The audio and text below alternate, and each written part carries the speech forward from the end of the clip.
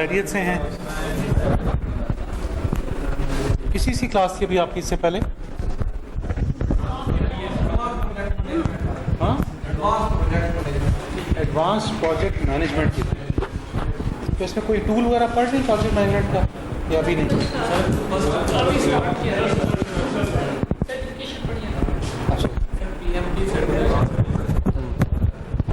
ठीक है।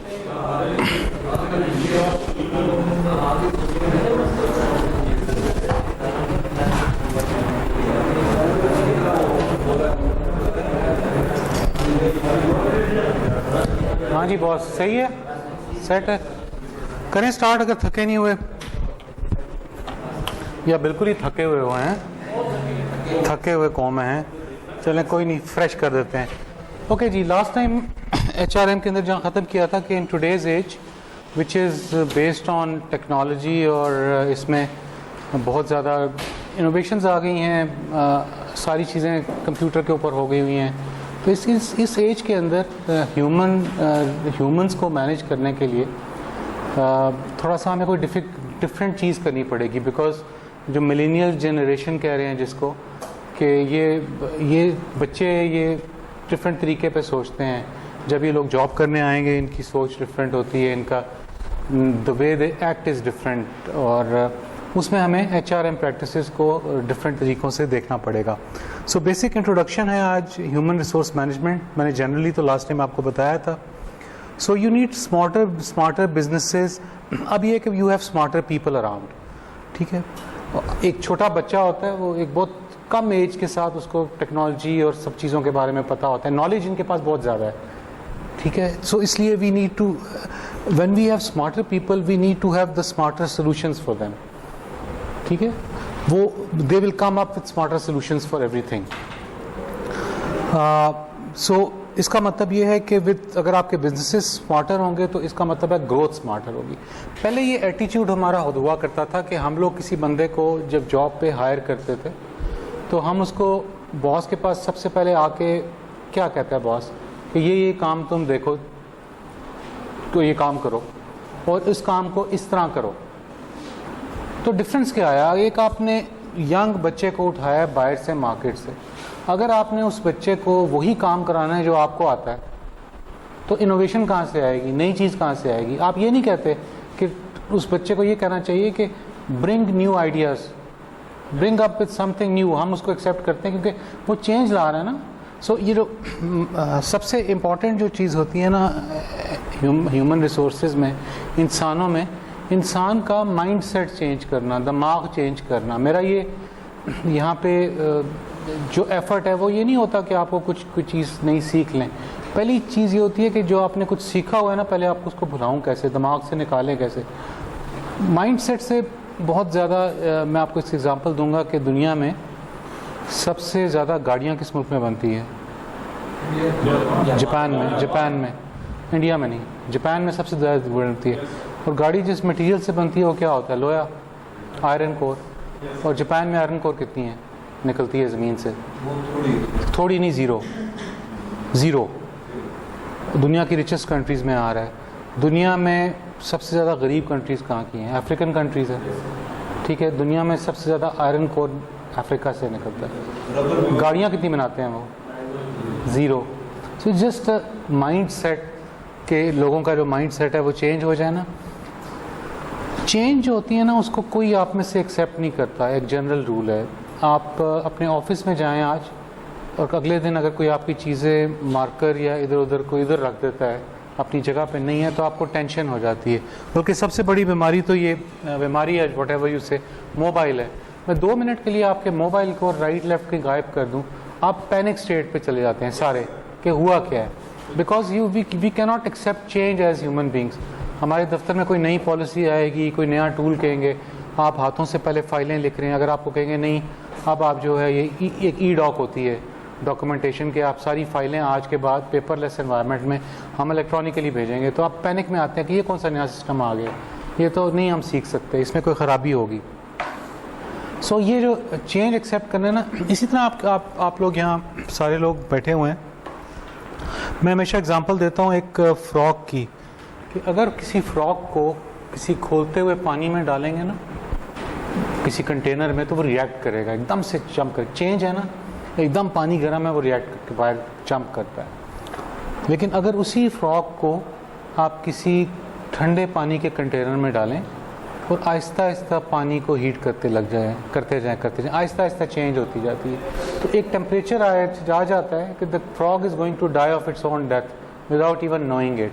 So what is happening with our education too here, that we are sitting in these rooms, हम दुनिया बहुत आगे चल रही है, हर दिन हर घंटे में हमसे वो आगे प्रोग्रेस कर, लेकिन हम लोग जो है ना वो उसी तरह पानी गर्म हो रहा है, आहिस्ता आहिस्ता temperature is rising, by the time we'll realise कि क्या हो गया है, तो उस वक्त the time is over. It just like a Niagara effect है। नियाग्रा इफेक्ट में ये कहता हूँ कि आप एक बोट पे तैर रहे हैं, लेटे हुए हैं, आसमान की तरफ देख रहे हैं, everything is fine, everything is beautiful, हम सब डिग्री शिग्री कर रहे हैं, एवरीथिंग इज़ फाइन, लेकिन क्या होता है एकदम से आपको आवाज़ आती है पानी की लहरों की, क्योंकि नीचे फॉल करना है, तो आप एकदम आंखें खोलते हैं और बैठ के देखते हैं क्या है, जो देखते हैं कि अब टाइम है गिरने का। So that time is too late for our life. हमारी लाइफ का स्पैन कितना है, जब हमें ये रियलाइजेशन होती है कि हमने वो टाइम लूज़ कर दिया, तो then we go back to zero. So ये आपको एक चीज़ देखनी पड़ेगी। So you need to utilise these smarter people with who are going to come with smarter solutions, and with smarter businesses you have growth. दुनिया में जो growth के मॉडल हैं वो भी बदल चुके हुए हैं। दुनिया में सबसे ये जो है eBay, ये क्या करती है, Amazon क्या करती है, इसके कितने स्टोर्स हैं इसके, 9 स्टोर। ऊबर कितनी गाड़ियाँ होंगी, 0। एयरबीएनबी प्रोवाइड करती है सर्विसेज, कितने होटल्स होंगे इनके, 0।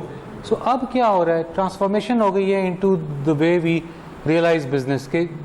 गाड़ियों वाला जो काम कर रहा है उसके पास अपनी गाड़ी कोई नहीं है, जो होटलिंग के इंडस्ट्री के अंदर आ गए हैं उसमें होटल्स ही नहीं है। सो इसका मतलब है कि देयर आर जो अब चेंज है, टाइम चेंज हो गया। सो हमें इस टाइम की ग्रोथ के अंदर हमें देखना है क्या करना सकते हैं। So origin of smarter people क्या है, ऑफ कोर्स इसके हम ओवरऑल इस पिक्चर को देखें तो हमारे पास पहली बात है एनवायरनमेंट होनी चाहिए, जिसको हम कहते हैं मैच्योरिंग डेमोक्रेसी, कि आपके मुल्क के अंदर आपकी पॉलिटिकल स्टेबिलिटी हो, आपकी इकोनॉमिक ग्रोथ हो, तो आपके पास ये लोग डेवलप होते हैं, स्मार्टर पीपल, आप लोगों को इनकरेज करते हैं कि आप डेवलप हो। मैं आपको एग्जांपल दूंगा कि if you compare Russia with America, America is a super power, Russia पीछे रह गया कुछ। वो कहते हैं कि उसकी एक वजह थी, that was the invention of a micro processor. ठीक है, प्रोसेसर जो था अमेरिका में, जिन यूनिवर्सिटीज़ में रिसर्च हो रही थी ना, वो रिसर्च कर रहे थे यंग माइंड्स, लड़के लड़कियां, और लैब्स में करते थे, ओपन एटमॉस्फेयर था, तो उन्होंने वो प्रोसेसर पहले ईजाद कर लिया। रशिया में वही डेवलपमेंट जो हो रही थी उसको करने वाले पुराने बूढ़े साइंटिस्ट थे, सीक्रेटिव लोकेशंस थी, नॉलेज शेयरिंग लिमिटेड थी, तो क्या हुआ, वो उसको डेवलप नहीं कर सके। And now you see how much is the technological difference between two countries जो हो गया था। तो इसका मतलब ये है कि आपको एक एनवायरनमेंट ग्रो करने के लिए होनी चाहिए।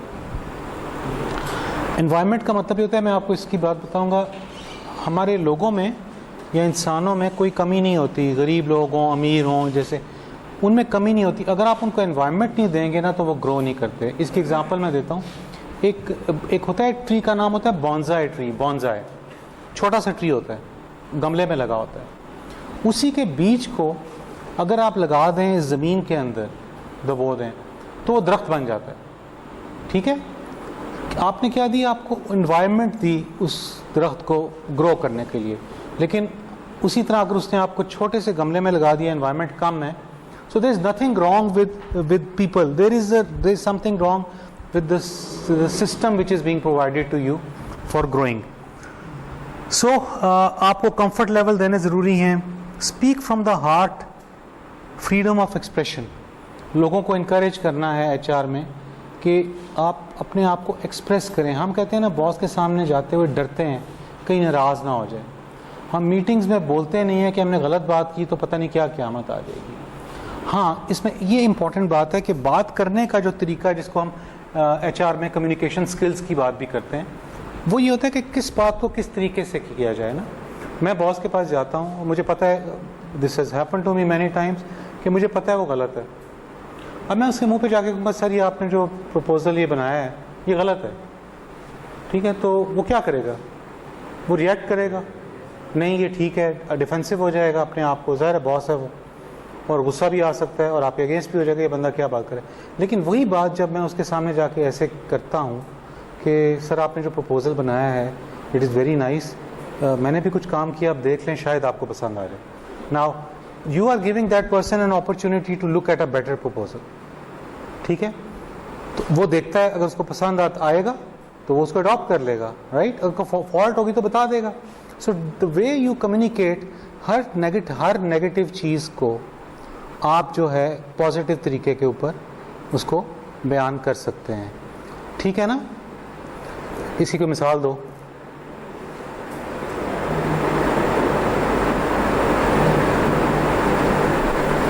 कितने लोग शादीशुदा हो तुम?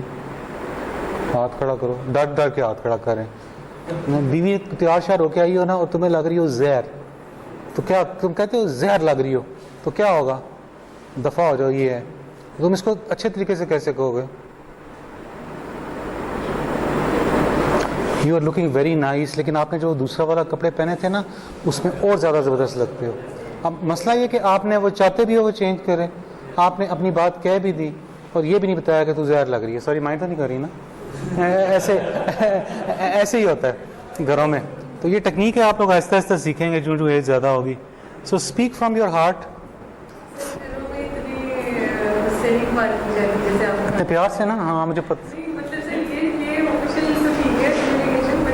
घरों में ये नहीं चाहिए क्योंकि घरों में फ्रीडम ऑफ एक्सप्रेशन नहीं होता ना, वो लिखा है ना फ्रीडम ऑफ एक्सप्रेशन, वो चीज़ नहीं है ना। अगर फ्रीडम ऑफ एक्सप्रेशन हो तो इन सारे बंदों के चेहरों पे हंसियाँ हों। सो फ्री एंड, यार मैं मुतासिर हूँ इसलिए मैं ज़रा जिक्र करता हूँ इस तरह। हो सकता है आप लोगों में से कोई लोग खुश भी हों, लेकिन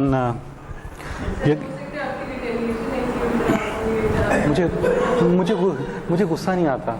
ये मेरा मसला ये है, किसी ने डॉगी से किसी से पूछा ना कि तू शादी क्यों नहीं करता, वो कहता है मैं तो पहले डॉगी हूँ। तो मैंने भी जब शादी की ना, बीवी को बकरी समझ के लाया तो वो शेरनी बन गई।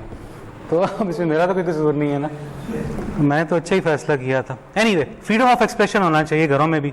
Free and open to work and empowerment. Free and open to work and empowerment. Empower करना पड़ेगा एम्प्लॉय को। आप ये नहीं कर सकते कि एक पेंसिल के अप्रूवल के लिए बॉस के पास जाना है। आहिस्ता आहिस्ता अभी क्या हुआ है, पहले एक पीएन की अपॉइंटमेंट जो हुआ करती थी वो डायरेक्टर लेवल पे होती थी पूरे पाकिस्तान में। वो साइन करते थे, पीएन करते थे, डेली वेजेस के बंदे उनको पेमेंट कर दिया करते थे। अब क्या हुआ, क्योंकि पावर ऊपर जाती गई आहिस्ता आहिस्ता, सेक्रेटरी लेवल्स पे चलेगी।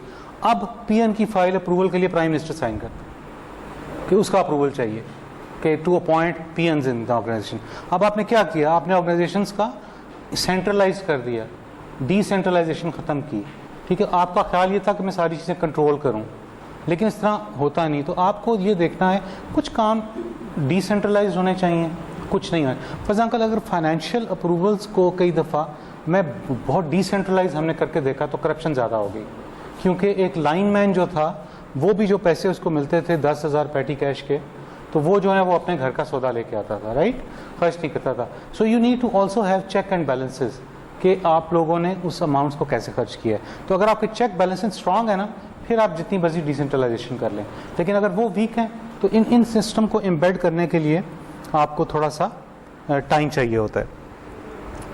सो system approach to HRM, it's an enterprise, can not work in isolation. पहली बात, हम लोग सब लोग काम जो है वो एक आइसोलेशन में नहीं कर सकते। आजकल के जिस ग्लोबल दुनिया में हम काम कर रहे हैं, जहाँ पे प्रोडक्ट की सेलिंग हो रही है हर जगह, हुंजा में बैठी लड़की अपना कुर्ता बना के मार्क्स एंड स्पेंसर या बाहर कहीं जाके डिस्प्ले हो जाता है। क्यों? इसलिए कि अब आपकी जो आइसोलेटेड वर्क नहीं है और लोग आइसोलेटेड काम नहीं। इसका एक और मतलब भी है कि आपने कोई चीज़ भी बनानी है, उसके लिए आपको दूसरे लोगों की कोलैबोरेशन चाहिए होती है। ठीक है, फॉर एग्जांपल एक गाड़ी की मैन्युफैक्चरिंग है, वो गाड़ी की मैन्युफैक्चरिंग में कितने पार्ट लगते हैं, कोई 1 लाख पार्ट लग रहा है उस गाड़ी के अंदर, छोटा पेच लग रहा है, वो कहाँ से आते हैं? सारा टोयोटा बनाती है या सारा नहीं, वो डिफरेंट वेंडर से पार्ट्स लेके उनको असेंबल कर रहे होते हैं. That's what they are doing. So that means कि they are collaborating with the stakeholders या वेंडर से कर रहे होते हैं. So it has to adjust to its working to suit the environment. Departments, अच्छा उसके बाद क्या होते हैं? किसी भी ऑर्गेनाइजेशन में department that are created in an organisation to carry out it business effectively. For example आपने एक ऑर्गेनाइजेशन बनाई, उसमें मार्केटिंग डिपार्टमेंट्स है, सेल डिपार्टमेंट है, एचआर है, फाइनेंस है, ठीक है, ये सब ऑपरेशंस का डिपार्टमेंट है, एडमिनिस्ट्रेशन का डिपार्टमेंट है. तो आप उन फर्दर डिपार्टमेंट्स को काम मिल के करते हैं वो, और इनके फर्दर नीचे सब डिपार्टमेंट्स होते हैं. डिपार्टमेंटल हेड होता है, फिर उसके नीचे एक ऑर्गेनाइजेशन है, उसके नीचे डिपार्टमेंट्स हैं. डिपार्टमेंट्स के सो आपकी डिपेंड करता है किस किस्म का ऑर्गेनाइजेशन का स्ट्रक्चर है. सो फॉर एग्जांपल आपके जो सब सिस्टम्स की बात मैं कर रहा हूँ, एचआर सिस्टम है, प्रोडक्शन का है, फाइनेंस का है, मार्केटिंग का है, रिसर्च एंड डेवलपमेंट का है, ऑपरेशंस का है, सेल्स का है, ठीक है. So these there are some important sub systems in the organisation. So human resource management system में देखते हैं transforms in input into output. तो इनपुट क्या है?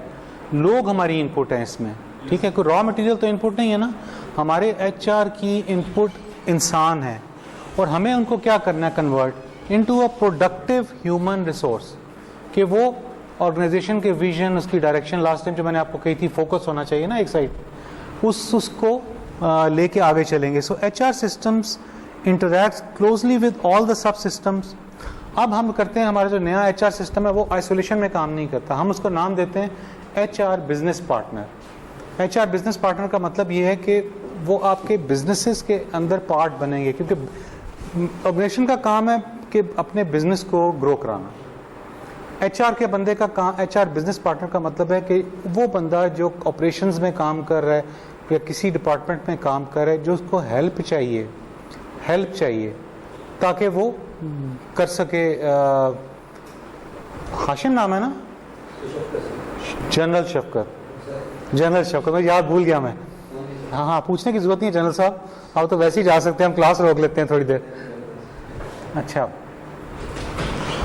सो हमें ऑर्गेनाइजेशन के अंदर ये चीज़ देखनी है. HR interact closely with all the सब डिपार्टमेंट्स. एक डिपार्टमेंट दूसरे डिपार्टमेंट के साथ मिलके काम करेगा. एचआर बिजनेस पार्टनर का मतलब ये है कि वो हर काम में इन्वॉल्व होगा टू हेल्प पीपल.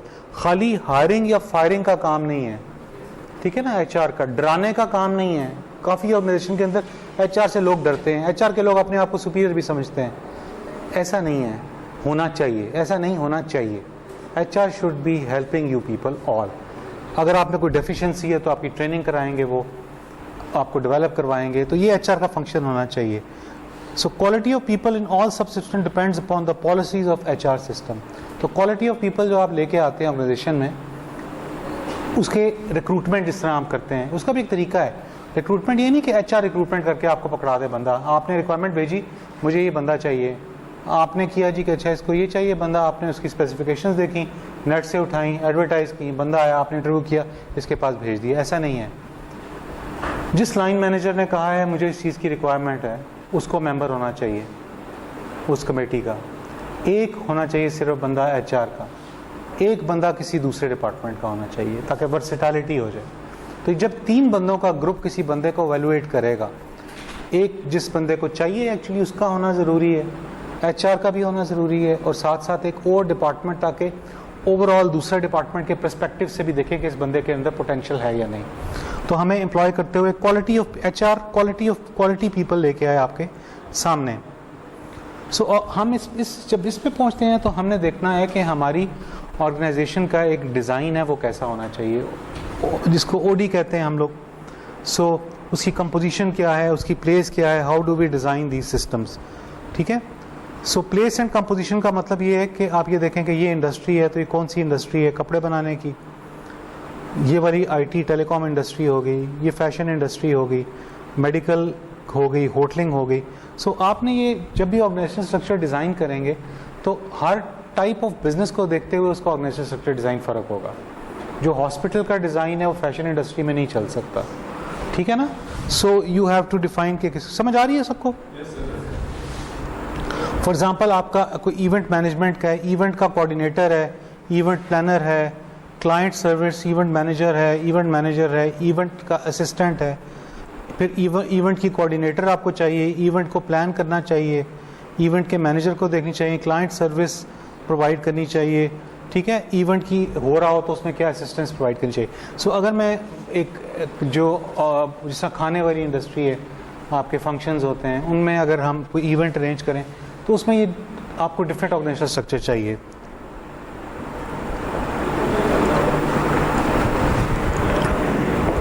तो जब ऑर्गेनाइजेशन डेवलपमेंट आप कर रहे होते हैं, size of the organisation matters, कितने लोग हैं। In case of a small unit, अगर यूनिट आपका स्मॉल है तो स्मॉल यूनिट के अंदर देखें आप, एक ओनर होता है, उसका प्रोडक्शन मैनेजर होता है, sale manager, office manager, accountant और एक पर्सनल असिस्टेंट होता है। For few people in the organisation आपका बड़ा सिंपल, और इसको ऑर्गेनोग्राम भी कहते हैं। सो आपको ये देखना है कि आपके ऑर्गेनाइजेशन को काम करने के लिए कितने बंदे चाहिए। This assessment you have to make. दुनिया बहुत स्मार्ट हो गई है। अभी आपने कोई बंदे, आपके कोई जानने वाले अगर बाहर काम कर रहे होंगे हो ना, आप उनसे पूछें कि आपको सैलरी अच्छी मिलती है, कहते हैं हाँ सैलरी तो बहुत अच्छी मिलती है, लेकिन वो सारी जान निकाल लेते हैं वो पैसे देने के लिए। ये सारे लोग ये कहेंगे आपको, ठीक है, क्योंकि हमारी तरह का माहौल नहीं है। मैं कुछ अर्सा बाहर गया और मैंने कहा जी मैं जॉब ट्राई करता हूँ, वैसे डॉलर्स कमाता हूँ थोड़े से, छुट्टियों पे गया हुआ था। तो मैंने वहाँ पे एक उनका इस्लामाबाद की क्लब की तरह का क्लब है, और उसके अंदर उनकी इन्वेंट्री मैनेजमेंट और वो सारा सिस्टम था, सारा देखना होता था। तो चला गया वहाँ पे काम करने के लिए। कहा सुबह इतने बजे आए। सबसे पहला तो ये हुआ कि जाके सबसे पहले थंब लगाएं, ठीक है, फिंगरप्रिंट, कि पता लगे किस वक्त आया किस वक्त गया। और वो तो चलो टाइमिंग हो गई। खैर नहीं, वर्क स्टार्टेड वर्क। थोड़ी देर बाद ना काम काज के पाकिस्तानी आदत है ना, चाय पीने की, जाके बैठेंगे, अब गप लगाएंगे बॉस के साथ। तो कर के ना घंटे डेढ़ बाद तो मैं चला गया बॉस के पास बैठने। तो कहता yes tell me how are you, how is the work. मैंने कहा ठीक जा रहा है। तो उसने खुद नहीं तो हैरान होकर पूछता ना कि यू आर नॉट वर्किंग। तो मैंने कहा जस्ट फिनिश माई वर्क। तो कहता है कि the work is never finished, just go find work. ठीक है, काम ख़त्म नहीं होगा, जाके ढूंढो काम। ठीक है, वो काम जब बीच में जो आधे घंटे की ब्रेक होती है उसके पैसे नहीं देते, लंच ब्रेक थी, उसके पैसे नहीं देते। वो कहते हैं कि जो बाकी काम जिस टाइम पे कर रहे हो ना उस टाइम पे करना। छुट्टी हुई, ऑनेस्टली आई टेल यू, मैं अपने कार पार्क में गाड़ी तक वॉक करके नहीं जा सक रहा था। That was my first day. और सेकंड डे मैं घर पहुंचा, वापस मैंने ईमेल उनको कर दी, I have a back problem so I can't. अच्छा, पहले दिन इतना अच्छा काम किया तो उन्होंने कहा कि आप ऐसा करें कुछ घंटों के लिए आ जाया करें, 3-4 पार्ट टाइम आ जाए। तो मैंने वो अगले 4-5 दिन जो है ना पार्ट टाइम की, ठीक है ना, इज्जत बचाने के लिए। Then I walked away, because हम लोग को इतनी मेहनत की आदत ही नहीं है, हम लोग काम ही नहीं करते। वहाँ पे एक स्टोर के अंदर अगर एक बंदा, स्मार्ट वर्किंग की बात हो रही है ना, कितना ये स्ट्रक्चर आपने बनाना है। तो वहाँ पे उनकी जो सेल्स गर्ल आती है सुबह के वक्त, मोस्ट प्रॉब्ली एक होती है या दो होते हैं, एक कैश पे और एक सेल्स। उनका काम क्या होता है, आके दुकान को खोलना, आके चीज़ों को सेट करना, उसके बाद सेलिंग स्टार्ट हो जाती है सारा दिन। उसके बाद जो अगर कोई गार्बेज इकट्ठा हो गया, बाहर जाके बैग पे बिन में फेंकना। जब दुकान बंद करनी है, सारी दुकान की उनमें से सफाई करनी, वॉशरूम क्लीन उन्होंने खुद करने हैं। And when they finish this they lock the shop and then they go. Smart people too, इसीलिए उनको टाइम नहीं मिलता, सीट नहीं रखते बैठने के लिए, देयर इज नो चेयर और अ स्टूल टू सिट। ठीक है ना, हमारे यहाँ तो कुर्सियाँ होती है ना, वो कहते हैं कि लोग सुस्त हो जाते हैं, अगर आप चेयर्स पे बिठा देंगे ना लोगों को तो वो एक्टिव नहीं रहते, so they don't place the chair. आप और दूसरी बात, एक और कॉन्सेप्ट ये कस्टमर केयर का ये कि when you are serving a customer तो you should be standing and addressing that. आप ऐसे बैठे हो, हाँ जी दसो की काम है, what impression this customer is going to get. हमारे यहाँ तो उल्टा है ना, कस्टमर खड़ा होता है और आप बैठे होते हैं, उल्टा कर लें। अगर कस्टमर को बिठा दें और आप खड़े हो जाएं तो इफेक्टिव हो जाएगी ना। सो आपको अपना स्मार्टर सिस्टम स्मार्टर बनाने पड़ेंगे। सो लार्ज अगर आपका यूनिट बन जाता है, अगर ऑर्गेनाइजेशन है, तो आप देखें इसमें कि आपका एक चेयरमैन एमडी बना दिया, फिर आपने उसके डायरेक्टर रख दिए, director production, director finance, director HRM, director marketing, director R and D. ये आप डिपार्टमेंट्स फर्दर डिवाइड कर देते हैं। सो ये उससे बड़ी ऑर्गेनाइजेशन है। Placement of HR members in larger organisations, इसके बाद इनकी प्लेसमेंट है। ऑर्गेनाइजेशन लार्ज है तो आपका एक हेडक्वार्टर हो सकता है, ठीक है ना, जिस तरह अब्बासिन यूनिवर्सिटी का हेडक्वार्टर पेशावर यूनिवर्सिटी है हेडक्वार्टर, ठीक है। रीजनल यूनिट है, इस्लामाबाद में इसका एक कैंपस है, तो ये इसका रीजनल यूनिट हो गया। ये भी यूनिवर्सिटी है लेकिन इसका रीजनल यूनिट है। और इसके बाद सब रीजनल और लोकल भी हो सकता है। अगर हम एक स्टेप और नीचे चले जाएं और हम कहें कि हमने अपना जेलम में कैंपस बनाना है जो कि हमें रिपोर्ट करेगा, यू अंडरस्टैंड, जेलम कैंपस क्योंकि क्लोज टू इस्लामाबाद है तो वो इस्लामाबाद रिपोर्ट करेगा और इस्लामाबाद पेशावर रिपोर्ट करेगा। सो आपका ये एक स्ट्रक्चर बनाना है डिपेंडिंग अपॉन हेडक्वार्टर, रीजनल या सब रीजनल ऑफिसेस हो गए। ओके, मेजर सब डिपार्टमेंट्स इन HR के अंदर सब डिपार्टमेंट्स मेजर कौन कौन से होते हैं? रिक्रूटमेंट, बंदों को हायर करना, परफॉर्मेंस मैनेजमेंट एंड कंपनसेशन, आपकी performance based on your perform काम के बेस पे। हमारे यहाँ ऐसा नहीं है ना, हमारे पास ACR होती हैं सरकारी महकमों में, एनुअल कॉन्फिडेंशियल रिवेंज, यही होता है रिपोर्ट रिवेंज होता है ना। हमारा एक वो बंदा एक था ऑफिस का ना, वो रिटायर हो गया ना, बूढ़ा सा आदमी, वो उसका काम ये था कि वो ACR नहीं लिखता था लोगों की, ठीक है ना, वो लिखाता ही नहीं था ACR ना, बस अपने साथ लाके घर जाके ना उसने फाइलें बनाई हुई थी हर एक की ACR की उसके पास थी। तब जिस बंदे की प्रमोशन होनी होती थी ना या तो वो उसके पास पहुंच जाता था, सर वो ACR नहीं आपने लिखी, लिख दें। कहता है लिख तो दूंगा, मुझे तो पैसे दे दो थोड़े से। वो उसने, क्योंकि आपको पता है रिटायरमेंट के बाद तो पैसे आते नहीं हैं, तो उसने फिर अपना ये सोर्स ऑफ इनकम जनरेट कर दिया कि वो उसने जितनी भी ACR कटी हुई थी ना तो वो उस तरह लिखवाया करता था। हाँ हाँ ऐसा ही है।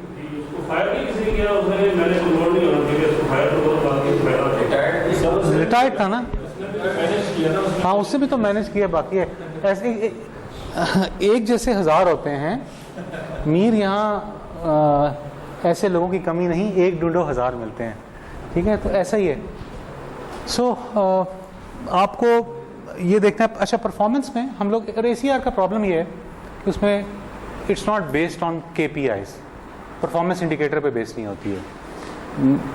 मतलब ये है कि ये क्वांटिफाई नहीं किया गया आपके कामों को। हम HR मैट्रिक्स पढ़ेंगे, वो क्या होती है, हर काम को क्वांटिफाई करना ज़रूरी है। मैंने आज काम किया, ये एक जनरल स्टेटमेंट है, मैंने आज एक अच्छा काम किया, ACR में ये है। लेकिन मॉडर्न ऑर्गेनाइजेशन कहती है आज इस बंदे ने 10 घंटे पढ़ाया या 10,000 पैकेट्स पैक किए, क्वांटिफाई कर दिया ना, क्योंकि KPIs हैं तो बता दिए कि ये चीज़ें आपने अचीव करनी है। अगर ये आप अचीव कर लेते हैं, सिस्टम में आ रहा है, आपने इतनी सेल्स करनी है।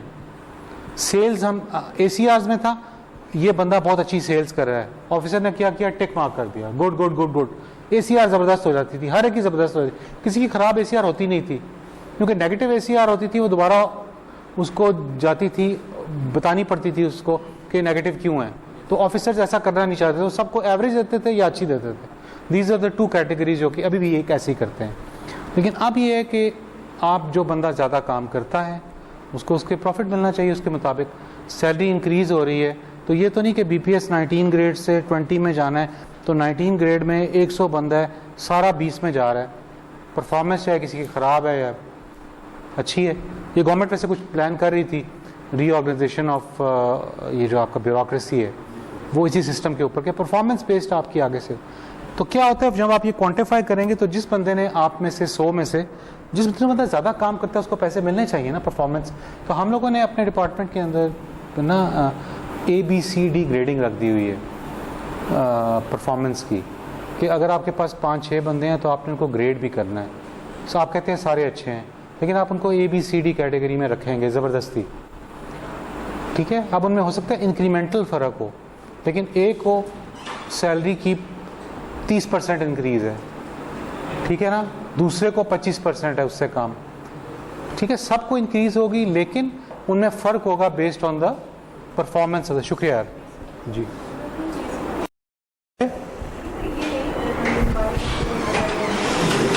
चाय का कमरान, ये बताएं मुझे, चाय का सिस्टम स्टूडेंट्स का क्या है? आपका कैफेटेरिया है नीचे बेसमेंट में, आपने लानी है तो ले आए अगर यहाँ से, मुझे कोई इतराज़ नहीं। वीकेंड पे बंद होती है तो नहीं नहीं यार, अब तो खुली होती है। हाँ, दूसरे लफ्ज़ों में ये तो नहीं कह रही कि मैं चाय ना पिया करूँ अकेला।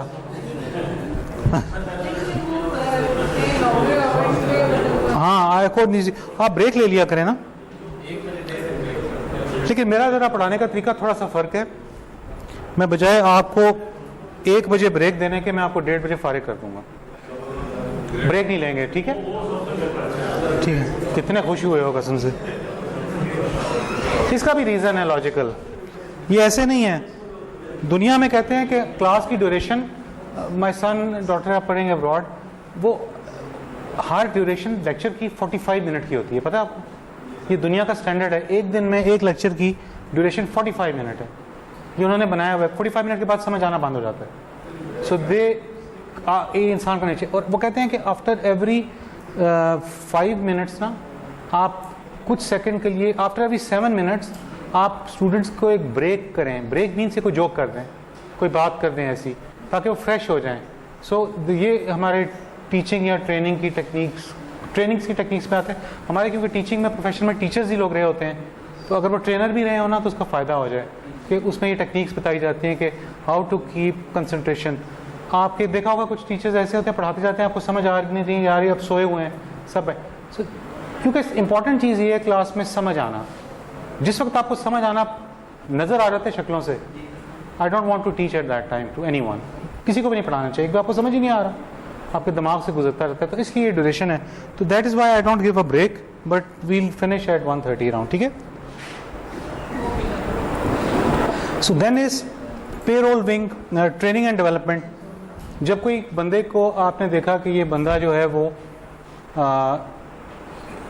उसमें डेफिशिएंसी है, तो आप ये नहीं कहते एचआर कि उसको निकाल दो, करना नहीं चाहिए कि फायर कर दो।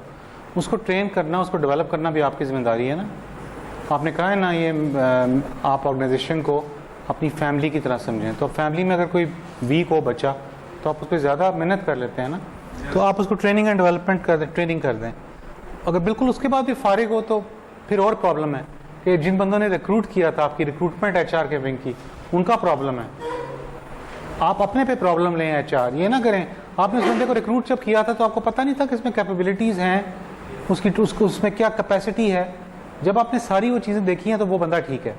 अब उसको ग्रूम करना है, वो आपकी रिस्पॉन्सिबिलिटी आप करें, ठीक है? So you need to have training and development. Administration and personal management आसान डिपार्टमेंट है। पे रोल जो तनख्वाहें मिलती हैं, और ये जो ऑडी का स्ट्रक्चर की हम बात कर रहे हैं, अब ये स्ट्रक्चर हर दिन चेंज भी हो सकता है ना। ये कोई हदीस तो नहीं है ना कि बिल्कुल कुरानी किताब हो कि चेंज नहीं हो सकती।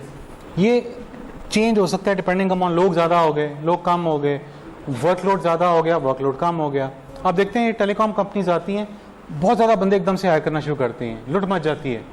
कुछ अर्से बाद पता लगता है वो डी हायरिंग कर रहे हैं, सबको निकाल रहे हैं नौकरी से, बड़े थोड़े लोगों को रख रहे हैं। लोग रो रहे होते हैं क्या हुआ, शुरू में उसने ज़्यादा रखे क्यों थे?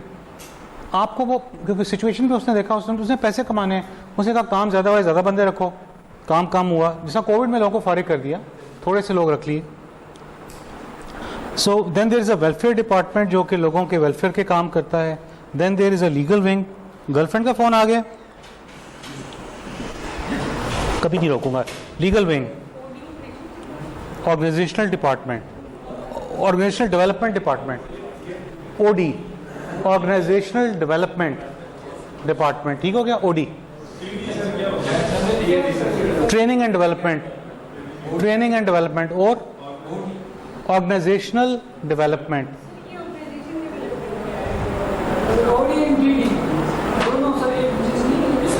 मैं लेट मी ट्रेनिंग डेवलपमेंट के आपके स्किल्स की इम्प्रूवमेंट के लिए होता है। ट्रेनिंग, बंदे को ट्रेन करें। मुझे कंप्यूटर नहीं आता या एक्सेल नहीं आती, तो मुझे एक ट्रेनर बुलाया जाए जो 10-15 बंदे ऑर्गेनाइजेशन जिनको एक्सेल नहीं आती, उनको एक्सेल सिखा दें। तो आपने उनकी कैपेसिटी बिल्डअप कर दी, आपने उनको ट्रेन किया और उनको डेवलप किया, ठीक हो गया? कम्युनिकेशन स्किल नहीं आती, यानी आप यहाँ बैठ के कम्युनिकेट नहीं लोगों से ठीक कर रहे, उसकी आपको ट्रेनिंग दी, आप कम्युनिकेट करें। सो ये फंक्शन है ट्रेनिंग एंड डेवलपमेंट डिपार्टमेंट। यहाँ तक समझ आ गई? अब आ गया organisational development, OD. Here we are talking, जो भी मैंने बात की ये स्ट्रक्चर्स की, कि ओडी ऑर्गेनाइजेशन में कितनी पोस्ट होनी चाहिए, कितनी पोस्ट एक्स्ट्रा चाहिए, किस डिपार्टमेंट को बंदा चाहिए। फॉर एग्जांपल मैं लिखता हूं एचआर को, मुझे बंदा चाहिए एक, पूरे पाकिस्तान से आ रहा है, इनको 20 बंदे चाहिए। अब मुझे बताओ 20 बंदों की जरूरत है या नहीं है, इसकी वैल्यूएशन कौन करेगा? एचआर के अंदर एक डिपार्टमेंट होना चाहिए, वो देखेगा जी हमने पहले ऑर्गेनोग्राम ये बनाया है, ये एक्स्ट्रा बंदा आ रहा है, ये जॉब क्रिएशन है देन स्ट्रक्चर में, क्योंकि आपने उसको पे भी करना है, उसकी पेंशन भी होनी है, जो भी होने हैं बेनिफिट्स, सो आपने वो ऐड करनी है स्लॉट। या आप एक बंदा फायर करते हैं, आप उनसे पूछते हैं कि आपको क्या बंदा चाहिए, उन्होंने कहा नहीं हमारा तो काम चल रहा है, तो नेक्स्ट स्ट्रक्चर के अंदर आप बजाय 3 बंदों के 2 बंदे कर देंगे। तो पोस्ट की एलिमिनेशन और एडिशन, क्योंकि इसका फाइनेंशियल इम्पैक्ट है, ये जो डिपार्टमेंट करता है उसको कहते हैं ओडी डिपार्टमेंट। आप ठीक आ गया। लीगल विंग, बहुत ज़्यादा होते हैं केसेस, एक एम्प्लॉय को आप फायर भी करते हैं, अगर कोई प्रॉब्लम हो जाती है, कई दफ़ा वो कोर्ट में चले जाते हैं, हरासमेंट केसेस हैं, कोर्ट केसेस, लीगल थिंग्स हैं, तो then you have to make legal department to. So ये आपके पास, so HR environment proactive not reactive होनी चाहिए। प्रोएक्टिव, रिएक्टिव, इसकी मिसाल मैं देता हूँ कि जिस तरह एक आपके घर में नेस्ले के पानी की बोतल आती है ना, आपका जब पानी ख़त्म होने लगता है तो आप कॉल करते हैं डिस्ट्रीब्यूटर को, डिस्ट्रीब्यूटर रिएक्ट करता है और आपके घर के अंदर पानी आकर देता है, ये रिएक्टिव है ट्रीटमेंट। लेकिन अगर आप वो जो पानी की बोतल आप घर पे सप्लाई कर रहा है सप्लायर डिस्ट्रीब्यूटर, उसके नीचे 2 चीज़ें लगा दे, छोटी सी सस्ती सी लगती हैं, एक वेट सेंसर जो वेट डिटेक्ट करता है, साथ उसके सिम लगा दें, क्या होगा जब आप पानी पीने गए, पानी का लेवल कम हुआ तो वेट ने सेंस किया वाटर का लेवल कम हो गया, तो वो ट्रिगर करेगा एसएमएस जाएगी डिस्ट्रीब्यूटर के पास, उस एरिया में जो बंदा फिर रहा है, आपने पानी ख़त्म किया ना कोई दरवाजे के बाहर, वो कहेंगे आप घर का पानी ख़त्म हो गया। ये प्रोएक्टिव है। सो प्रोएक्टिव बेस के ऊपर कि आप प्रॉब्लम्स के आने के बाद ही रिएक्ट करेंगे, कोई शिकायत करेगा तो आपको ये पता होना चाहिए कि आपने सिस्टम्स कैसे बनाने हैं, प्रोसेसेस कैसे होने चाहिए ना, ताकि आपकी रिएक्टिव बेस ना हो। सो फैक्टर्स अफेक्टिंग एचआर को जो अफेक्ट करते हैं जो चीज़ें, एक तो एक्सटर्नल एनवायरनमेंट भी हो सकती है और इंटरनल एनवायरनमेंट भी हो सकती है, ये दोनों एनवायरनमेंट्स आपको करती हैं। एक्सटर्नल एनवायरनमेंट क्या है? फॉर एग्जांपल कंट्री के इकोनॉमिक फैक्टर्स हैं, इनमें क्या आते हैं? You have suppliers, you have customers, you have competition, globalisation हो चुकी है, ये सारे फैक्टर्स जो है ना एक्सटर्नल एनवायरनमेंट है, ये सारी आपकी एचआर को अफेक्ट करेगी। ठीक है, सप्लायर कोई आप नहीं सप्लाई कर सकता टाइम के ऊपर चीज़ें, तो क्या होगा? अगर एक गाड़ी बनती है जो मैन्युफैक्चरिंग से निकलती है, अगर उसका एक पेच, एक सिंपल स्क्रू जो है वो गाड़ी बन गई है पूरी और इतना छोटा सा पेच अभी तक आया नहीं है क्योंकि प्रोवाइड नहीं हो सका सप्लायर में, तो गाड़ी बाहर नहीं जा सकती ना, क्वालिटी है ना मेंटेन करनी। You can not sell that car because that one part is missing. चाहे वो 6 दिन डिले हो जाएगा तो 6 दिन वो गाड़ी बाहर नहीं जा सकती है। So you have to do that. Political legal factors होते हैं, सोशल और कल्चरल फैक्टर्स भी आपके पास आ जाते हैं कई दफ़ा, वो भी इफेक्ट करते हैं आपके एचआर को। टेक्नोलॉजी के फैक्टर्स हैं, टेक्नोलॉजी की बाहर क्या डेवलपमेंट हो रही है, आप अडेप्ट कर रहे हैं ऑर्गेनाइजेशन के अंदर, यूनियन होती हैं। ठीक है, प्रोफेशनलिज्म मार्केट के अंदर अगर ज़्यादा लायक लोग आपसे मौजूद हैं, आप डाउन होते जाएंगे। So you need to take care of external. ऊपर वाले 3 कौन? कस्टमर कम ज़्यादा होंगे, इफेक्ट नहीं होगा ऑर्गेनाइजेशन पे। कंपेटिटर्स ज़्यादा हो जाएंगे तो जहाँ आपके 100 बंदा आता था 50 आ रहा है, इसी के मुताबिक आपके कम सेल होगी, बंदे कम रखने पड़ेंगे, अपनी ऑर्गेनाइजेशन भी उसी तरह रिड्यूस होती जाएगी। जी हाँ, यूनियंस जो देखें, यूनियन का जो कॉन्सेप्ट है ना, it should be very productive concept. Union organisations के अंदर होनी चाहिए। यूनियन प्रोटेक्ट करती हैं एम्प्लॉयज़ की राइट्स को, ठीक हो गया, कोई डिस्क्रिमिनेशन ना हो। लेकिन हमारे यहाँ यूनियन का कॉन्सेप्ट में 2 प्रॉब्लम आ जाती है। एक, जब भी यूनियन बनती है ना, वो अपने आप को एसोसिएट कर लेती है किसी पॉलिटिकल पार्टी से, ठीक है ना। जैसे स्टूडेंट यूनियंस थी, वो कहती थी, एक जो है पीपल्स पार्टी को होता था, एक जमात इस्लामी की होती थी, जीआई। आप यूनिवर्सिटीज़ में हमारी ऐसी यूनियन थी ना, अब उनको होने की क्या ज़रूरत है? दुनिया में यूनियंस हैं ना, स्टूडेंट यूनियन, कोई एफिलिएशन नहीं होनी चाहिए पॉलिटिक्स से, बस ख़त्म हुई बात। लेकिन वो हो जाती है तो प्रॉब्लम आ गई। इसी तरह जो यूनियन आपकी, जो यूनियन के लोग होते हैं, अब उनका एटीट्यूड बड़ा कई दफ़ा फ़र्क भी होता है। आपको कोई प्रॉब्लम है, क्योंकि अगर आप सारे ऑफिसर्स के लेवल के ऊपर हैं, जब आपको यूनियन से डील करना पड़ेगा ना, तो आपको पता लगेगा कि लोग जो हैं वो, उनका एजुकेशन स्टैंडर्ड इतना नहीं है, उनमें क्रूड है थोड़े, लेकिन उनके जेन्युइन प्रॉब्लम भी हैं। उनके घर पे बिजली का मसला है या कोई बच्चों का मसला है, तो वो there has to be a proper forum where उनके रिप्रेजेंटेटिव आके आपके साथ बैठें और बात करें। लेकिन हमारे यहाँ यूनियन बनती है तो उनको लगता है हम पावरफुल हो गए ना, तो क्या करते हैं, दरवाजे पर ठुडा मारते हैं अफसर के पास और फाइल कहते हैं क्यों नहीं हो रहा हमारा काम। So they become kind of aggressive at time, so you need to handle them. जी, वो बनने ही नहीं देती, वो बनने ही नहीं देती, वो और बुरी बात है। प्राइवेट कल्चर में वो यूनियन बनने नहीं देती। उसका प्रॉब्लम क्या होती है, प्राइवेट कल्चर में आपका बॉस कुछ करवा लें, there is no union and you have a problem, आप कुछ नहीं कर सकते, आप नौकरी से निकल ही सकते हैं। So that's a problem. वो अपने आप को कंट्रोल रखना चाहती हैं, तो वो यूनियन बनने नहीं देती हैं। हाँ, वेलफेयर डिपार्टमेंट तो होता है, they have a welfare department. So आपने नोट किया होगा जो फैक्ट्री, ये गवर्नमेंट का रूल है कि इंस्टीट्यूशंस के अंदर जिस तरह फैक्ट्रीज होती हैं, कुछ होती हैं, उनमें union as per law allowed है, ठीक है। लेकिन जी सर, एक्चुअली ये यूनियन इम्पोर्टेंट पार्ट है सोसाइटी का, लेकिन इसमें फैक्टर वही है कि जो एजुकेशन लेवल है वो जो है ना, जिसकी वजह से ये काउंटर प्रोडक्टिव लेवल जायज़ नहीं है, ये प्रोडक्टिव काम है। उसका सर पॉलिटिकल एफिलिएशन की नजर होती है, वो नहीं।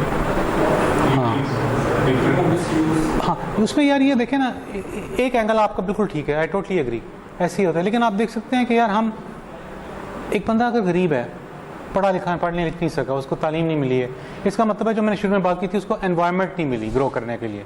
मेरे और उसमें तो कोई फ़र्क नहीं है ना एज इंसान, ठीक है। सिर्फ उसको एनवायरनमेंट नहीं मिली, मुझे मिल गई, मैं पढ़ लिख गया, मैं सीट पे आ गया। हो सकता है उस बंदे की बात करने का तरीका बदतमीज़ाना हो, एग्रीड, लेकिन हो सकता है उसका प्रॉब्लम जेन्युइन हो। हाँ, तो don't look at the symptoms. Symptoms क्या है ना, मेरे हाथ पे यहाँ रैश हो गई है, ठीक है, तो सिम्टम्स ये है कि रैश है, मैं उसके ऊपर क्रीम लगा लूँगा, एंटीबायोटिक कोई लगाऊंगा, तो ये रैश ख़त्म हो जाएगा, गायब हो जाएगा। तो मैंने सिम्टम को ट्रीट कर लिया, लेकिन प्रॉब्लम क्यों हुई थी, मेरे सेल्स में क्या प्रॉब्लम थी कि मुझे रैश हुआ है, मैंने उसको तो ट्रीट नहीं किया ना। सो दैट मीन्स कि when some person comes to you, yes he has an attitude issue, he has educational problems at all, but you see कि why has he come to you for what? अगर तो वो genuine चीज़ें मांग रहे हैं ना, होता ही है कि वो इनजेन्युइन मांगने लग जाते हैं। वो करते ही हैं कि हमारा एटीट्यूड है कि 10 डिमांड दे दी ना, तो बीच में से असल में मनवानी एक थी, बाकी 9 और ऐड कर दी, ये भी पा दो, ये भी पा दो, ये भी पा दो, ताकि इसमें से कुछ तो अप्रूव होगा ना। So you have to have a positive attitude, लोगों को साथ लेके चलना पड़ता है, चाहिए। जी, कुछ कहना चाह रहे हैं?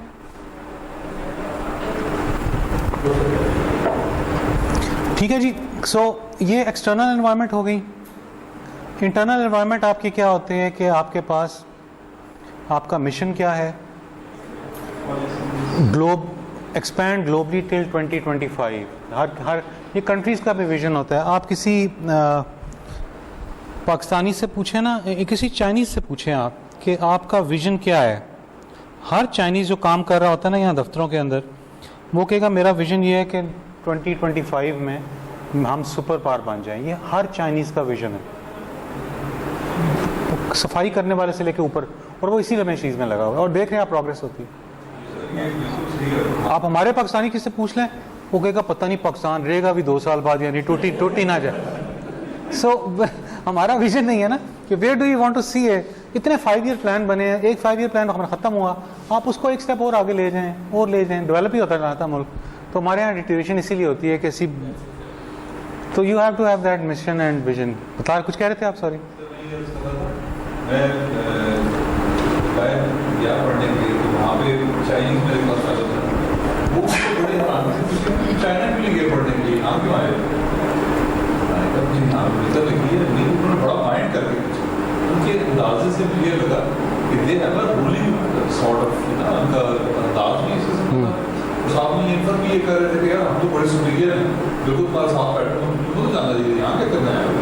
मैंने कहा आप भी नहीं आए, अच्छा, जो हमारे साथ जो चाइनीज स्टूडेंट थे ना, कुछ बड़ा ऑर्गेनाइज्ड है उनका, बड़ा टेक्निकली ऑर्गेनाइज्ड है। अभी आप जाए ना दुनिया की जो टॉप जगह हैं, CIA हो गया, एजेंसीज जितनी हैं, और जो आपके माइक्रोसॉफ्ट वगैरह, इनमें देखेंगे चाइनीज़ भरे हुए हैं। आपको पता है majority of the people are Chinese. Why? जब ये यूनिवर्सिटी में हमारे साथ स्टूडेंट पढ़ने आता था ना, तो स्टूडेंट जो रिसर्च वगैरह कर रहा होता था ना काम, बैक एंड पे उसकी एम्बेसी जो है ना वहाँ पे चाइना की, UK में, उससे इनकी इंटरेक्शन थी हर स्टूडेंट की। सो दे वर मॉनिटरिंग कि ये बंदा किस चीज़ में रिसर्च कर रहा है। दे वर प्लानिंग इट कि इस किन बंदों ने कहाँ कहाँ न्यूक्लियर के ऊपर है, कहाँ के ऊपर है, उनको प्लेस किया है कि पढ़ें। वो इंटेलेक्चुअल डेवलपमेंट है, चाहे वहाँ नौकरियाँ करें, आप बैठे चाइनीज़ हैं वहाँ पे काम कर रहे हैं, लेकिन उनके मुल्क के बंदे में आ गए, उनकी अपनी कंट्री की डेवलपमेंट भी हो गई। So you have to move strategically. So expand globally. Policies आपकी क्या है कंपनी में? रिड्यूस एम्प्लॉयज़ इन नंबर्स, आपकी ऑर्गेनाइजेशन में स्मार्ट जो वर्किंग मैंने कही।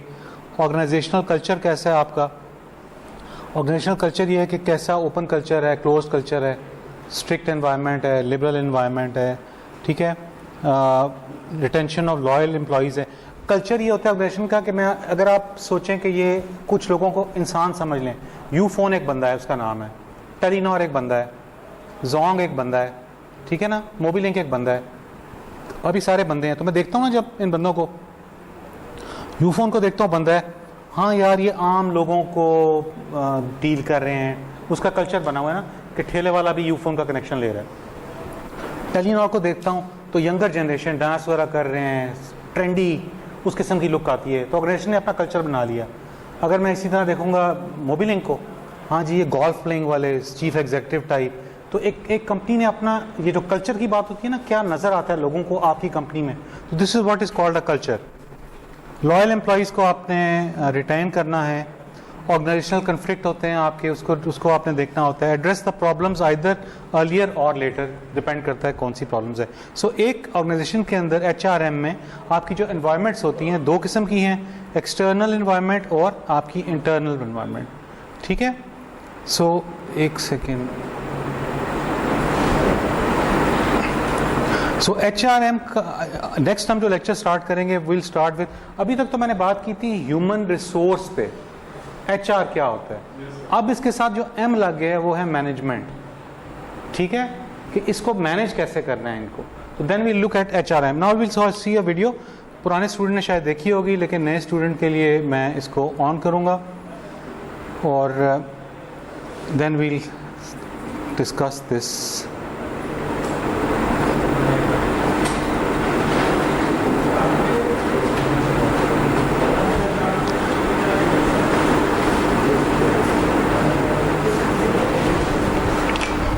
Sorry,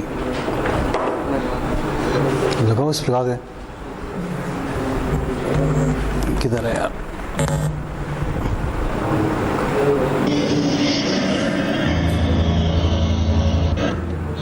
okay, listen to this talk. Lights off कर दें।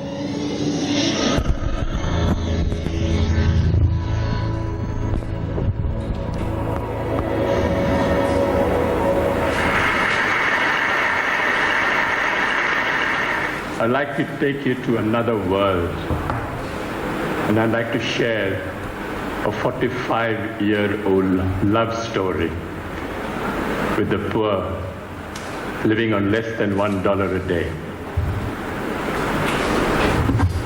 I went to a very elitist, snobbish, expensive education in India, and that almost destroyed me. I was all set to be a diplomat, teacher, doctor, all laid out. I don't look it, but I was the Indian national squash champion for 3 years. The whole world was laid out for me. Everything is on my feet. Could do nothing wrong. And then I thought, out of curiosity, I'd like to go and live and work, just see what a village is like.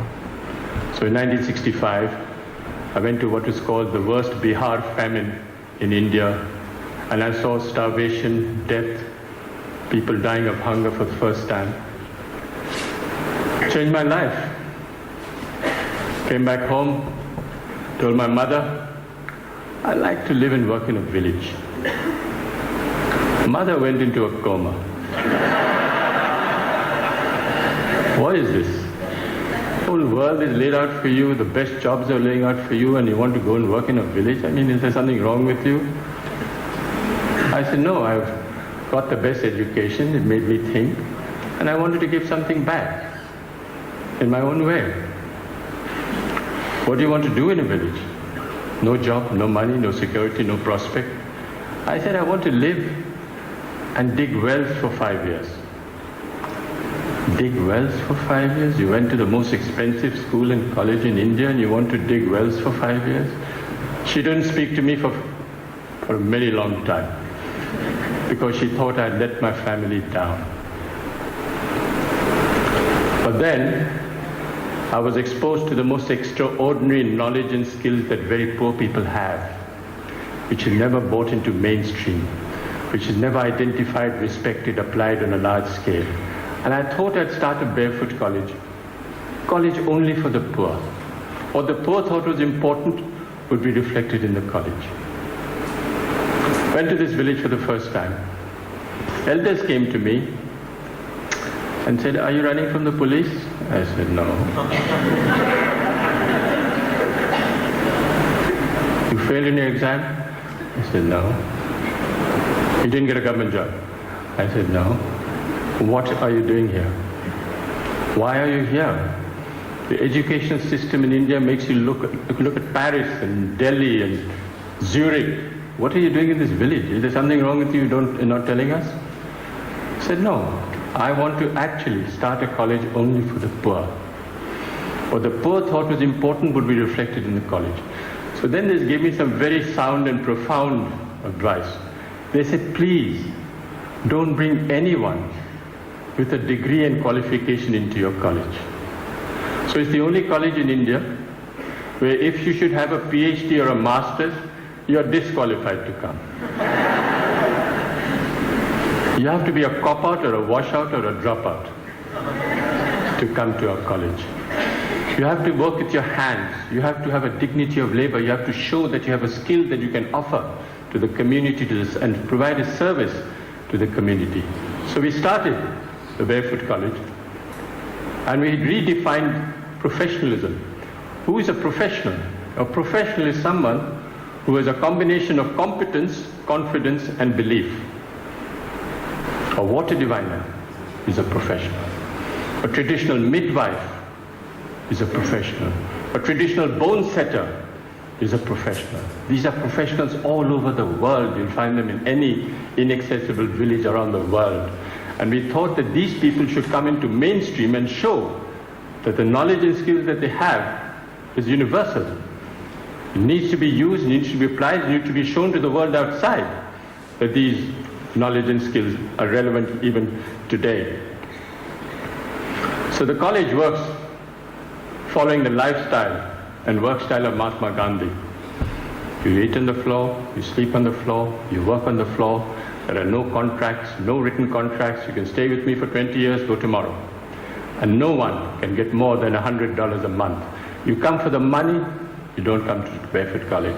You come for the work and the challenge, you come to the Barefoot College. That is where we want you to try crazy ideas. Whatever idea you have, come and try. Doesn't matter if you fail. Battered, bruised, you start again. It's the only college where the teacher is the learner and the learner is the teacher. And it's the only college where you don't give a certificate. You are certified by the community you serve. You don't need a paper to hang on the wall to show that you are an engineer. So when they said that, they said, well, show us what is possible. What are you doing? This is all mumbo jumbo if you can't show it on the ground. So we built the first Barefoot College in 1986. It was built by 12 barefoot architects who can't read and write. Built on $1.50 a square foot. 150 people lived there, worked there. They got the Aga Khan Award for Architecture in 2002. But then they suspected, they thought there was an architect behind it. I said, yes, they made the blueprints, but the barefoot architects actually constructed the college. We are the only ones who actually returned the award for $50,000 because they didn't believe us and we thought that they were actually casting aspersions on the barefoot architects of Tilonia. I asked a forester, high-powered, paper-qualified expert. I said, what can you build in this place? He had one look at the soil and said, forget it, no way, nothing will work. No water, rocky soil. I was in a bit of a spot, and I said, okay, I'll go to the old man in the village and say, what should I grow in this pot? He looked quietly at me and said, you build this, you put this, and it'll work. This is what it looks like today. Went to the roof, and all the women said, clear out. The men should clear out because we don't want to share this technology with the men. This is waterproofing the roof. It is a bit of jaggery, bit of urine, and a bit of other things I don't know, but it actually doesn't leak. Since 1986, it hasn't leaked. This technology, the women will not share with the men. It's the only college which is fully solar electrified. All the power comes from the sun. 45 kilowatts of panels on the roof and everything works out the sun for the next 25 years. So long as the sun shines, I have no problem with power. But the beauty is that it was installed by a priest, a Hindu priest who's only done 8 years of primary schooling. Never been to school, never been to college. He knows more about solar than anyone I know anywhere in the world. Guaranteed. Food, if you come to the Barefoot College, is solar cooked. But the people who fabricated that solar cooker are women. Illiterate women who actually fabricate the most sophisticated solar cooker. It's a parabolic Schaeffler solar cooker. Unfortunately, they're almost half German. They're so precise. You'll never find Indian women so precise. Absolutely to the last inch, they can make that cooker. And we have 60 meals twice a day of solar cooking. We have a dentist. She's a grandmother, illiterate, who's a dentist. She actually looks after the teeth of 7,000 children. Barefoot technology. This was 1986, no engineer, no architect thought of it, but we are collecting rainwater from the roofs. Very little water is wasted. All the roofs are connected underground to a 400,000 liter tank, and no water is wasted. If we have 4 years of drought, we still have water in the campus because we collect rainwater. 60% of children don't go to school because they have to look after animals, sheep, goats, domestic chores. So we thought of starting a school at night for the children. We call the night schools of Tilonia. Over 75,000 children have gone through these night schools because it's for the convenience of the child. It's not for the convenience of the teacher. And what do we teach in these schools? Democracy, citizenship, how you should measure your land, what you should do if you're arrested, what you should do if your animal is sick. This is what we teach in the night schools. But all the schools are solar lit. Every 5 years, we have an election. Between 6 to 40 children participate in a democratic process, and they elect a prime minister. The prime minister is 12 years old. She looks after 20 goats in the morning, but she's prime minister in the evening. She has a cabinet, Minister for Education, Minister for Energy, Minister for Health, and they actually monitor and supervise 150 schools for 7,000 children. She got the World's Children's Prize 5 years ago, and she went to Sweden. First time ever going out of a village, never seen Sweden, wasn't dazzled at all by what was happening. And the Queen of Sweden, who's there, turned to me and said, can you ask this child where she got her confidence from? She's only 12 years old, and she's not dazzled by anything. And the girl who's on her left turned to me and looked at the Queen straight in the eye and said, please tell her I'm the Prime Minister.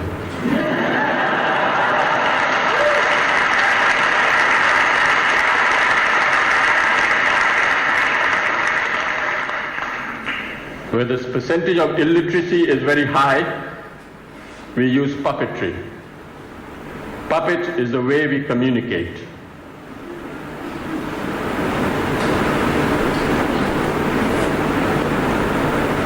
You have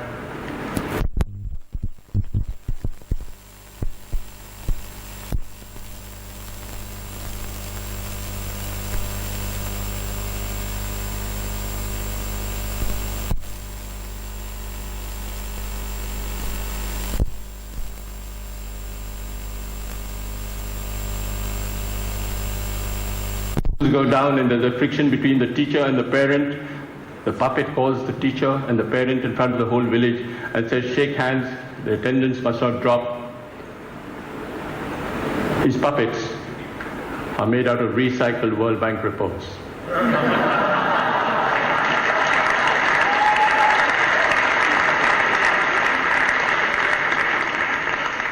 So this decentralized, demystified approach of solar electrifying villages, we've covered all over India, from Ladakh up to Bhutan. All solar electrified villages by people who have been trained. When we went to Ladakh and we asked this woman, this at minus 40 you have to come out of the roof because there's no place, it was all snowed up on both sides. And we asked this woman, what was the benefit you had from solar electricity? And she thought for a minute and said, it's the first time I can see my husband's face in winter. Went to Afghanistan. One lesson we learned in India was men are untrainable. Men are restless, men are ambitious, men are compulsively mobile, and they all want a certificate.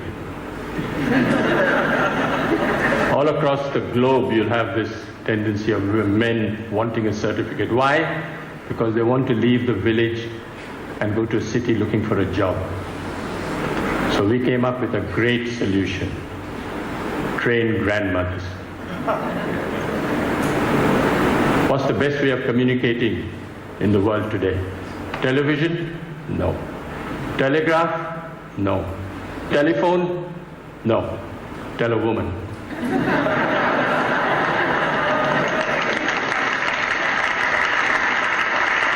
So we went to Afghanistan for the first time.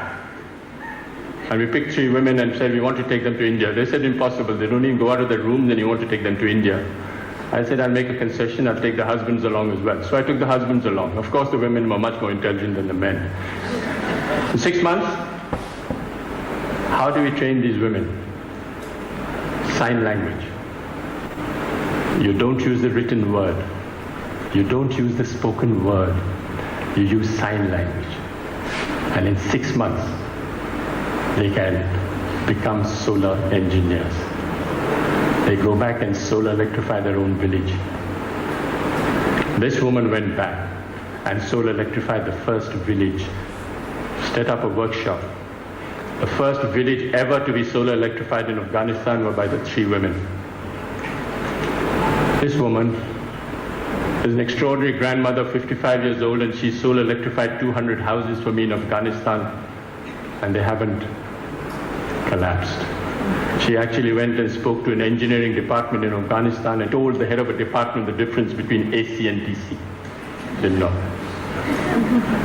Those 3 women have trained 27 more women and solar electrified 100 villages in Afghanistan. We went to Africa and we did the same thing. All these women sitting in one table from 8, 9 countries, all chatting to each other, not understanding a word because they're all speaking a different language. But their body language is great. They're speaking to each other and actually becoming solar engineers. I went to Sierra Leone, and there was this minister driving down at the dead of night, comes across this village, comes back, goes into the village, says, well, what's the story? They said, these 2 grandmothers. Grandmothers? Minister couldn't believe what was happening. Where did they go? Went to India and back. Went straight to the president. He said, do you know there's a solar electrified village in Sierra Leone? He said, no. Half the cabinet went to see the grandmothers the next day. What's the story? So he summoned me and said, can you train me 150 grandmothers? I said, I can't, Mr. President, but they will. The grandmothers will. So he built me the first barefoot training center in Sierra Leone. And 150 grandmothers are being trained in Sierra Leone. Gambia. I went to select a grandmother in Gambia. Went to this village, I knew which woman I would like to take. The community got together and said, I'll take these two women. I said, no, I want to take this woman. They said, why? She doesn't know the language, you don't know her. I said, no, I like the body language, I like the way she speaks. Difficult husband, not possible. Call the husband. Husband came. Swaggering, politician, mobile in his hand, not possible. Why not? The woman, look how beautiful she is. I said, yeah, she's very beautiful. What happens if she runs off with an Indian man? That was the biggest fear. I said, she'll be happy, she'll ring up in a mobile. She went like a grandmother and came back like a tiger. She walked out of the plane and spoke to the whole press as if she was a veteran. She handled the national press and she was a star. And when I went back 6 months later, I said, where's your husband? Oh, somebody, doesn't matter. Doesn't matter. Doesn't matter. Success story.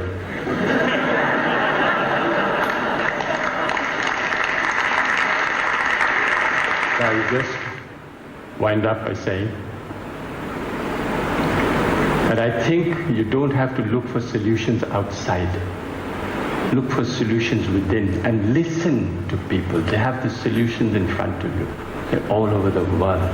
Don't even worry. Don't listen to the World Bank. Listen to the people on the ground. They have all the solutions in the world. I'll end with a quotation by Mahatma Gandhi. First they ignore you, then they laugh at you, then they fight you, and then you win. Thank you.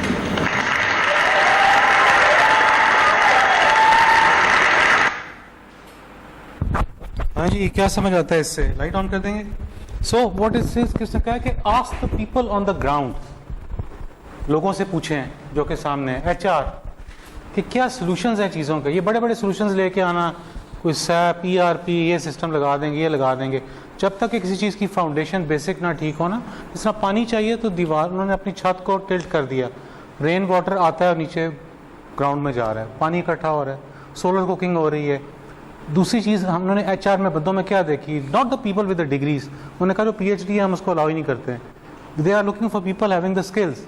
Aamir Khan की movie देखी होगी आपने, वो कौन सी थी? 3 Idiots. उसमें क्या था वहाँ पे? स्किल्स. ठीक है ना. तो what are the kind of people you are going to employ. आपको ये देखना है कि किस किस्म के लोग आपने ऑर्गेनाइजेशन में हायर करने हैं. And think about the basics. Get your basics right first. फिर उसके बाद जो बात होगी आप करेंगे. हमारे जो लेक्चर्स का जो नए स्टूडेंट्स हैं उनके लिए उसकी तीन तरह की डायमेंशंस होती हैं मेरी क्लास में. नंबर 1 पावर पॉइंट प्रेजेंटेशन एक होती है, एक होता है इस किस्म के लेक्चर जो आपको जनरली रिलेट करते हैं, और तीसरी चीज़ होती है केस स्टडी. ठीक है, वो मैं शेयर आपसे कर लूँगा, ग्रुप में कर लूँगा जो भी हुई.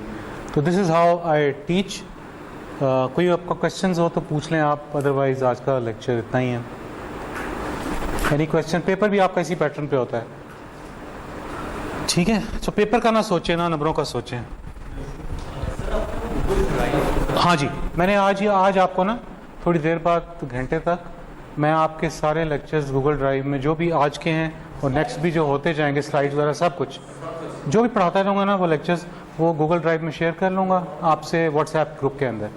जिन लोगों ने व्हाट्सएप ग्रुप में नहीं है, काइंडली इनको अपना नंबर ऐड करवा दें अभी. ठीक है, तो घंटे बाद मैं आपको सारे शेयर करूँ. जी सर. क्या चीज़? हाँ, transform from input to out. हमारे कंप्यूटर्स में क्या होता है, इनपुट देते हैं, एक सेकेंड, इनपुट तो देखते हैं, प्रोसेसिंग करता है कंप्यूटर और एक आउटपुट देता है. इनपुट मीन्स मैंने कमांड दी कि इस पेपर का प्रिंट निकालो, आउटपुट प्रिंटर है, प्रिंट निकल आया. कोई भी चीज़ रॉ मटेरियल होता है. ठीक है, चप्पल कबाब मसाला लगाया गया, इनपुट है ना. जब तलने के बाद क्या होता है, आउटपुट होती है. समझ आ गई? हर चीज़ की इनपुट आउटपुट होती है. HR में इनपुट आउटपुट क्या है? इंसानों की, कि इंसान कंपनी ज्वाइन कर रहा है, वो HR में वो इनपुट है. अब इंसान को सब कुछ नहीं आता, कंपनी को जो चाहिए आपने उसको सिखाया, उसकी स्किल डेवलप की, उसको ग्रूम किया, तो आउटपुट में वो एक बेहतर कॉम्पिटेंट स्किल्ड वर्कर बन गया. ये उसकी आउटपुट है. ठीक है, ओके. ओके जी, अपना काइंडली इनको व्हाट्सएप पे नंबर एंटर करवा दें अभी, बॉस अभी एंटर करें, क्योंकि घंटे बाद उन्होंने शेयर करना है आपके साथ लिंक। वो मैंने